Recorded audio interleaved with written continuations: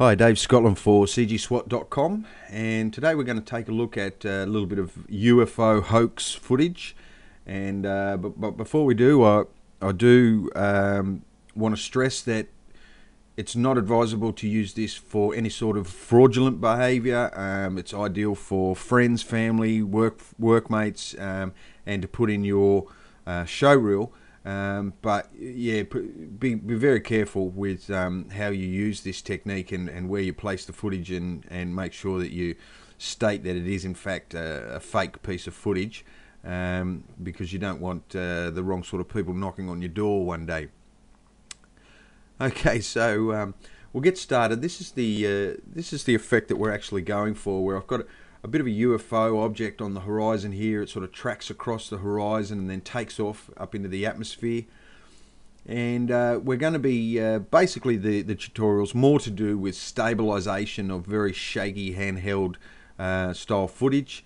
And once you learn this technique, you'll be able to sort of incorporate more digital elements to quite shaky handheld footage, and incorporate those digital elements in a more realistic way.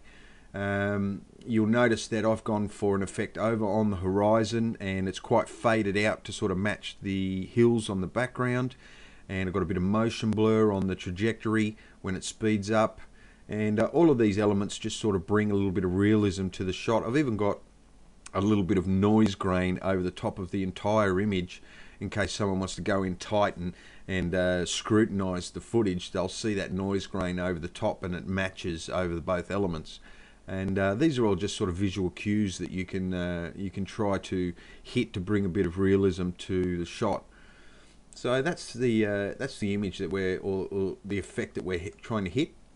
And I'll just get rid of that. And basically, you'll start from a blank After Effects project, and we can start by just dragging our footage down onto our comp button, and that creates a new composition, the right frame size and frames per second as our footage.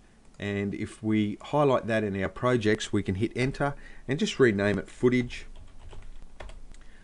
and that gives us our footage down here, our footage comp. And footage is actually quite large, but you know, you could use a little bit smaller footage. This is actually 720 high dev footage, but it's going to work fine for what we need.